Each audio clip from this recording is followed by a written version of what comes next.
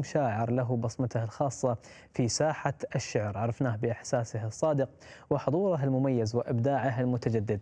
يسعدنا اليوم نرحب معاكم بالشاعر عبد الله عايد الجشامي، حياك الله. الله يحييك وأشكرك على هذه المقدمة الطيبة، وأشكر كادر وطاقم قناة الشرقية من كلبة. يا مرحبا، اليوم مشكوري ما سعداء قصرت بوجودك معنا والحديث عن الشعر، ودائما كمان علمنا الشعر بحر. نعم. وغني بما يقدمه من المفردات التراثية، من الهوية الوطنية، وتقديمه لرسالة المجتمعات دائما هو الشعر. فنتحدث عن البداية الشعرية، كيف كانت قريحتك الشعرية، كيف بدأت معك؟ نعم، طبعا بداية الشعرية ما تختلف عن بدايات أغلب الشعراء. كانت نشأت من عائلة محبة للكلمة والقصيد ما شاء الله. وقبل ما أكتب الشعر كنت أتذوقه وأتابعه بكثف، وبعد ذلك أصبحت المشاعر تحتاج إلى صوت، ومن هنا بدأت هذه الانطلاقة ولله الحمد. جميل. يعني دائما الشعر له مميزاته وله أساسياته، فما هي الأساسيات اللي اليوم يعتمد عليها شاعرنا في بداية أي قصيدة يلقيها أو يكتبها؟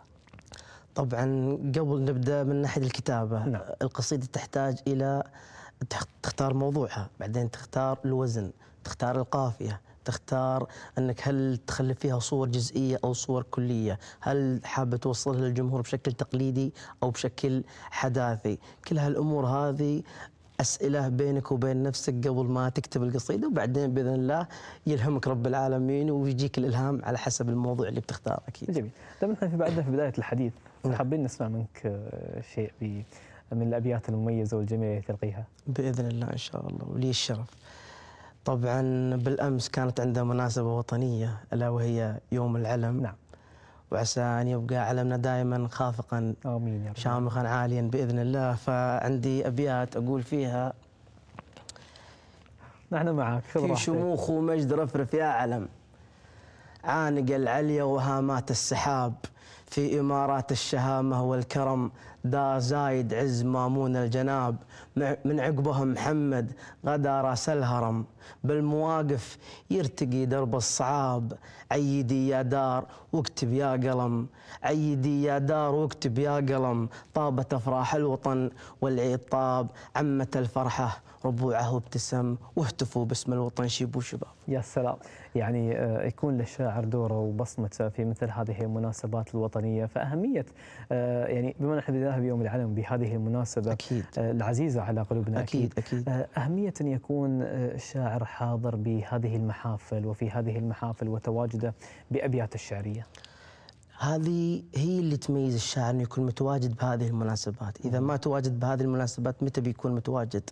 لأنها مناسبات وطنيه يحتاج الشاعر ان يظهر فيها باسلوبه، بقصائده، بهويته، عرفت؟ وهذا الشيء لازم نحافظ عليه ونحث عليه اكيد يعني. نعم. طيب، هل هناك صعوبات ربما تواجه الشاعر؟ صعوبات، نعم. صعوبة الوصول ممكن إلى المتلقي، يعني أن بعض الأحيان هو يصبو إلى حلم أو يصبو إلى مكان يتمنى يوصل، لكن بعض العقبات تحول دون ذلك، عرفت؟ لكنه في طرق لربما، خاصة حاليا مع السوشيال ميديا، ممكن الأمور توصل يعني. جميل. نعم. بما أنك ذكرت مواقع التواصل الاجتماعي، نعم. ما شاء الله ظهرت مع مواقع التواصل الاجتماعي العديد من الشعراء، فهل اليوم كل من يقول قصيدة يسمى بشاعر؟ لا، في شاعر وفي مستشعر وفيه شويعر كما سمي في التاريخ. طبعا الشاعر اللي هو يمتلك الإمكانيات ويمتلك الإلقاء ويمتلك الظهور، يمتلك كذلك الخبرة الكافية في كتابة القصيدة والظهور أمام الملأ. المستشعر طبعا يكون يعني لسه في بداية الأمر، والشويعر طبعا ليس تقليلا من شأنه، وإنما يحتاج إلى سنوات ومدى إلى أن يصل إلى كلمة شاعر. جميل. ولكن أهمية مواقع التواصل الاجتماعي اليوم بالنسبة للشاعر في السابق، يعني كانت الدواوين ما شاء الله بشكل كبير وبكثرة. اليوم مع ظهور مواقع التواصل الاجتماعي بعض الشعراء يقول أنا الدواوين هي اللي تحفظ القصائد واللي تحفظ الأبيات الشعرية، فاليوم أصبحت مواقع التواصل الاجتماعي هي من تحفظ القصيدة. فعلا مواقع التواصل الاجتماعي حاليا أصبحت منابر حديثة شعرية يقدر الشاعر يوصل فيها للجمهور والجمهور يوصل فيها للشاعر. فبالعكس هي توصلك للجمهور بفترة قصيرة بوقت أقصر، وتعرف الناس فيك إن كنت شاعر، هل عندك مواهب أخرى، صانع محتوى رياضي إلى آخره. فبالعكس حاليا الشاعر وصل للجمهور بمجرد ما أنه ينشر، بمجرد ما أنه يحاول يظهر بهذه الصفة وبهذه الموهبة الذي يملك إياها. جميل. يعني وجود مواقع التواصل الاجتماعي هو مهم أكيد للشاعر، أكيد. وكذلك تواجد الشاعر في مواقع التواصل للشاعر فقط، لجميع اللي يمتلكون المواهب. صحيح. ولكن اليوم يعني ردود الأفعال اللي يمكن يتلقاها الشاعر في مواقع التواصل الاجتماعي كيف تراها؟ كيف ترى التفاعل مع الشاعر في مواقع التواصل الاجتماعي؟ على حسب الشاعر، على حسب الجودة اللي بيقدمها طبعا، المحتوى اللي يطرحه أيضا. بالضبط. أحيانا تلقى المدح، تلقى الثناء، تلقى الإطراء، وأحيانا تلقى النقد، وأحيانا النقد البناء. أكيد إحنا الشعراء نبحث عن النقد البناء وليس الهدام الذي ممكن أن ينهي بسيرة الشاعر. بعض الشعراء وصلهم جزء من النقد الهدام واختفوا عن الساحة واختفوا عن المنابر الشعرية، لكن بالعكس من خلال البرنامج نحن نحث الجمهور على أن ينقد الشاعر بشكل بناء، بشكل يليق بمقامه، مهما كان هذا شاعر وله موهبة فطرية أعطاها يا رب العالمين أكيد بكل الأمور. جميل. راح نسترسل في الحديث، ولكن نطمع أيضا في سماع أبيات من شاعرنا. أتشرف يا أخي الكريم. طبعا هذه القصيدة إهداء إلى سيدي سمو الشيخ سلطان بن محمد القاسمي والشارقة ككل. يا سلام.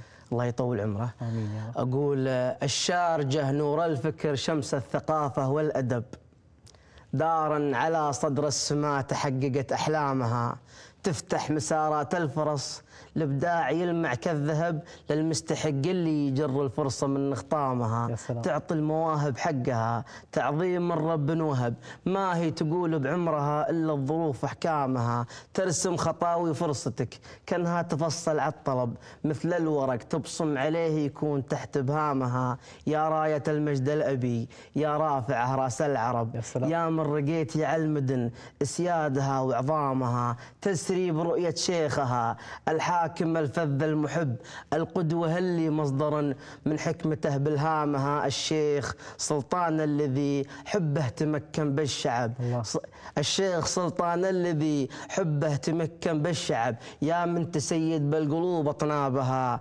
بخيامها، لا ضاقت بوجه البشر بيدك مفاتيح الصعب، مدت كفوفك سيدي عدت حدود ختامها، وابشر على الهقوة نحن ما تبتغي منا وتحب، طموحنا عانق نجم جاوز محيط ارقامها، وابشر على الهقوه نحن طموحنا عانق نجم جاوز محيط ارقامها، تبقى على رؤوس القمم في قلوبنا على الرتب، لك سيرة لك بصمة مرفرفات اعلامها، مثلك عجزنا نوصفه فالسر ولا فالصخب، مثلك حشا ما انجبت انثى ولو باحلامها. يا سلام، صح لسانك، ابيات جميله. وبالفعل يعني اليوم مهما قلنا في صاحب السمو حاكم الشارقة ما نوفي حقه.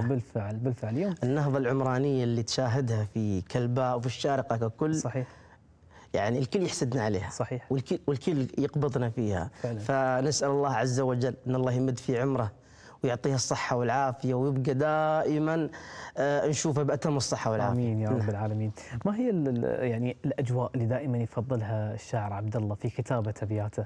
الشاعر ما له جو معين، إن جاه الإلهام جاه الطلب كتب القصيدة، فعلى حسب أحيانا في مواقف وأحيانا فيه أماكن وأحيانا فيه لحظات، يعني الشاعر يكتب قلت لك لما يجيه الإرسال أو يجيه الطلب من الإلهام يبدأ في كتابة القصيدة، وموضوع يكون مختار من ضمن اللحظة اللي يكون فيها. صحيح. نعم. طيب بما أننا يعني قصيدة كانت مهداة إلى إمارة الشارقة وصاحب السمو حاكم الشارقة، نتحدث عن الدعم المقدم اليوم من إمارة الشارقة لمجال الشعر ولهذا الفن العريق الشعر وكذلك ثقافة الشعر.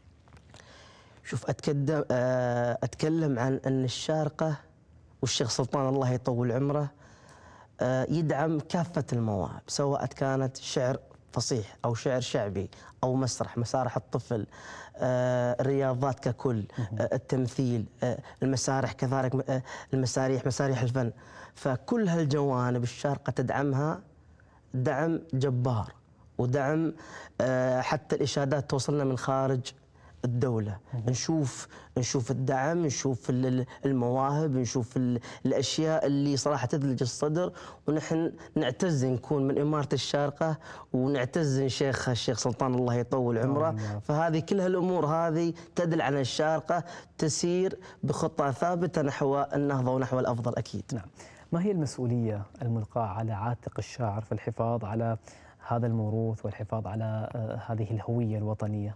الشعر هو مرآة الهوية وصوت الذاكرة، فالشعر قادر على أن يحفظ القيم، وقادر على أن يحفظ التاريخ، وقادر على أن يحفظ اللهجة ويحفظ الهوية. فهذا الشيء بالعكس يجبرنا أو يحثنا نحن الشعراء أن نحاول أن نحافظ على الهوية هذه بشكل يليق فيه ويليق بمكانته والقيمة الأدبية التي يمتلكها. هل المفردة اليوم حاضرة؟ المفردة الأصيلة الشعبية الإماراتية؟ نعم موجودة حاضرة وبقوة.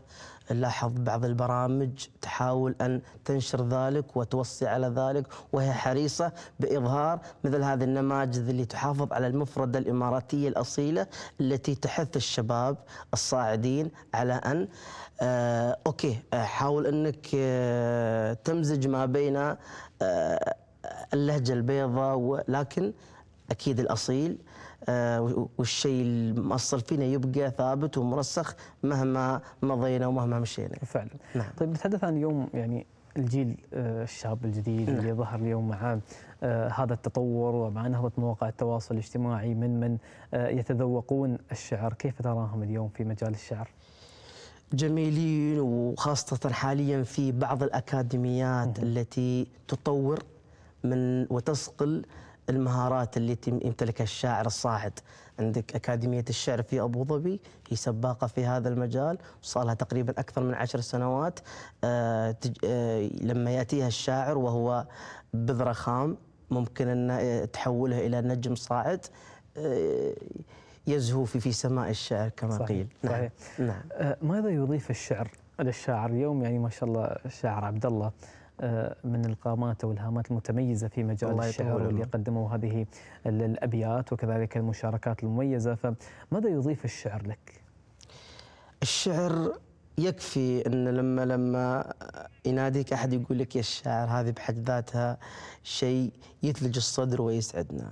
الشعر هبة ربانية من رب العالمين، والشعر لا كان فيه رسالة، الشاعر لا وجد فيه رسالة أنه يحافظ على القيم، يحافظ على الهوية، يحافظ على اللهجة، يحافظ على أنه يكون ذا منزلة عظيمة.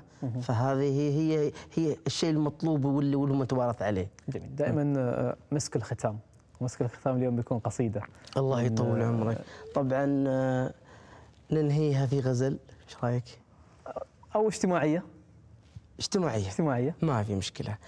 أقول ما علي خلاف دام الله معي، حتى لو الحظ في وجهي وقف، من يشكك بي ودايم يدعي، شوف باكر كيف تجمعنا الصدف، عادك بتعرف مكاني موضعي، تشهد عيونك بأني مختلف، الكلام اللي يخاطب مسمعي، أعرفه ما بين سيدة ومنعطف، ما نقصني حسن إدراك ووعي، ولا جرحني غير كلمة للأسف، ولو حلمي ما تحقق بالسعي، بس تكفيني محاولة الشرف. يا سلام يا سلام، يا جميلة. الله يطول استمتعنا بهذه الكلمات وما قدمت من أبيات في مجال الشعر، ولكن اليوم ربما نتحدث عن بعض القواعد اللي يحتاجها الشاعر، وكذلك من ربما نقول من يبدأ في مجال الشعر. ما هي الأساسيات اللي تنصحهم بها؟ الأساسيات الله يطول عمرك، أول شيء مشكور على الإطراء والثناء. الأساسيات اللي يحتاجها الشاعر أنه يمتلك الثقافة التي تساعده على كتابة قصيدة، الثقافة الشعرية، أنه يكون ملم في بعض قواعد الشعر الشعبي، ألا وهي الوزن، القافية، الفكرة في بداية الأمر، أن كيف القصيدة تتسلسل من بداية إلى حبكة إلى نهاية أو خاتمة. فكل هالأمور يحتاجها الشاعر عشان تظهر أو يظهر النص الشعري بشكل لائق، بشكل أنه يجد الثناء من قبل المتلقي، من قبل الجمهور، ويصل إلى الإشادات التي تجي من المتلقين يعني. جميل. شعرنا يعطيك العافية. الله يعافيك، وأشكرك أخوي محمد على هذه الدعوة، وأشكر طاقم قناة الشرقية من كلبة على حفاوة الاستقبال، مشكورين وما قصرتوا. يعطيك العافية. الله شكرا لك، فعلا مسك الختام. شكرا الله يطول عمرك. أنا أسعد، الله يحفظك. طبعا مشاهدينا، إلى هنا نكون وصلنا معاكم إلى ختام حلقتنا لهذا اليوم. بالتأكيد نذكركم بأنه يمكنكم متابعتها عن طريق منصة وتطبيق مرايا التابع لهيئة الشارقة للإذاعة والتلفزيون، من خلال تحميل التطبيق مجانا على الهواتف الذكية عن طريق الرمز الظاهر أسفل الشاشة، أو عبر الموقع الإلكتروني، أو على منصات أجهزة التلفاز الذكية، على أمل أن نلتقيكم إن شاء الله في حلقتنا القادمة. في الختام تقبلوا تحياتي وتحيات فريق العمل، مع السلامة.